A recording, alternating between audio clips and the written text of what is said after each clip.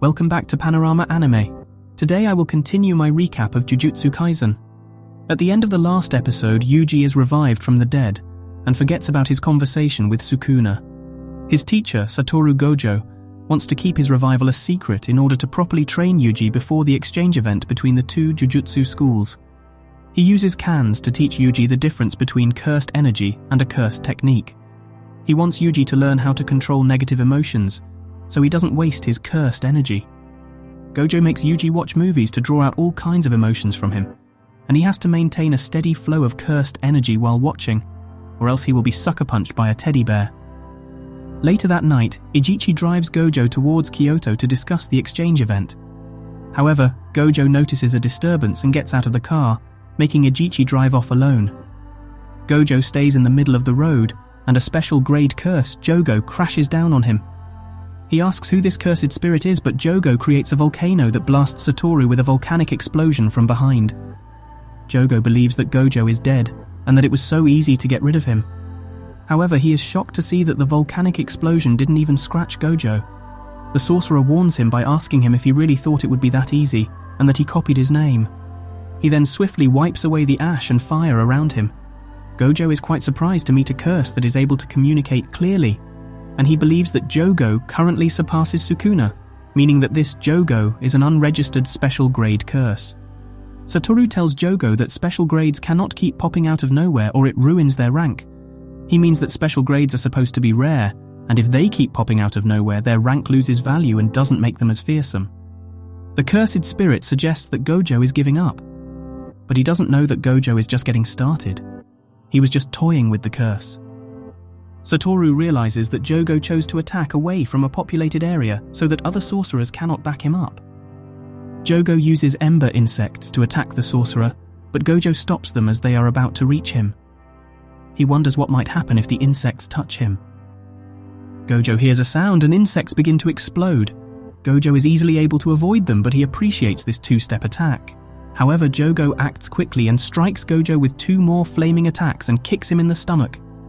Once again, Jogo believes that he has won the battle, but he realizes that none of his attacks had an effect on the sorcerer. Jogo is confused and asks what's happening. Since none of his attacks are working, he is feeling quite anxious and frustrated. Gojo says that he was not able to touch him. Jogo believes that he touched him and felt it.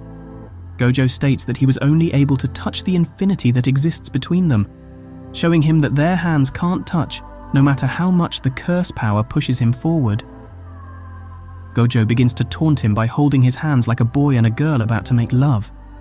Gojo then pummels Jogo with his Jujutsu and finishes his combo of attacks by unleashing the divergence and convergence of the Infinity Curse Technique Reversal, Red.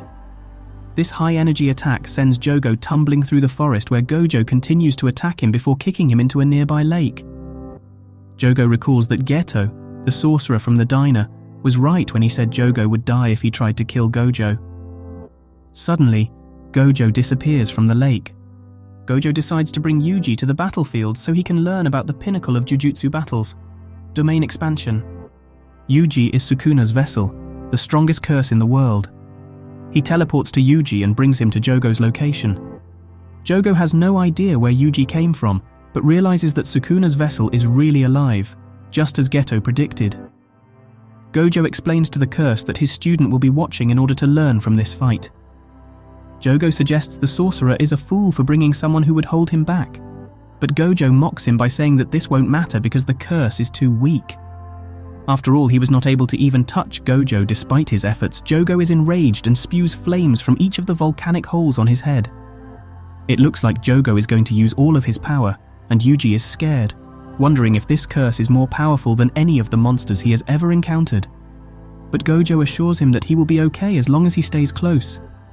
Jogo activates his domain expansion, trapping the sorcerers inside the coffin of the Iron Mountain. Domain expansion enhances the user's abilities, and inspires the user's innate techniques as well. The abilities used within a domain expansion always hit their target. Gojo explains that the automatic hit within a domain expansion can be repelled by countering with a cursed technique or by escaping the domain, but neither of these methods is recommended. You might try to run away and get hit in the back. Jogo knows that this technique will diminish the infinity protection of Gojo. The curse is not happy because he was outsmarted and looked down on by a human despite his strength.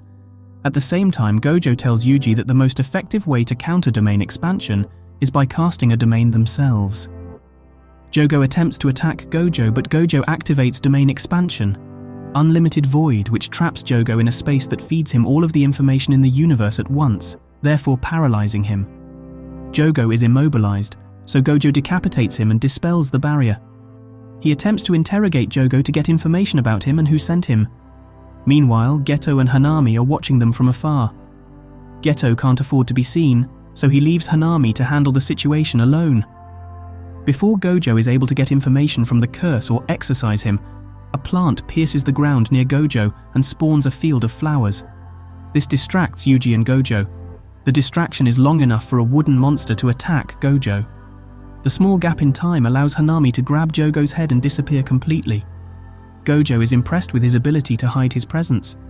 Yuji apologizes for letting them get away so easily, and Gojo replies that he wants all of his students and Yuji to become so strong that they are able to exorcise such powerful curses. Yuji is concerned about this, but Satoru says he's so glad he brought him since Yuji now has a concrete goal. Yuji is still concerned and says he still doesn't even understand what was going on and wonders, is this guy serious? Gojo decides that he will speed up Yuji's training. Yuji will train with Gojo and go on several harder missions to prepare for the upcoming exchange event. Yuji then raises his hand and asks what the exchange event is, because he was dead when the exchange event was discussed and Satoru forgot to tell him. Back at the school, Principal Yaga is not happy with Ijichi because Gojo is late for their meeting. Meanwhile, Geto returns to the curse's hideout. It is a domain hidden behind an apartment door. He meets up with the leaders and Mahito asks about Jogo. Hanami then walks in holding Jogo's head. Mahito says he's happy that they are safe. Geto tells Jogo that they will carry out Gojo's sealing on October 31st in Shibuya. Mahito agrees with him and says that they must be cunning about it. And that brings us to the end of this episode of Jujutsu Kaisen. If you want to find out what happens next, make sure to like this video, subscribe to Panorama Anime and comment for the next episode.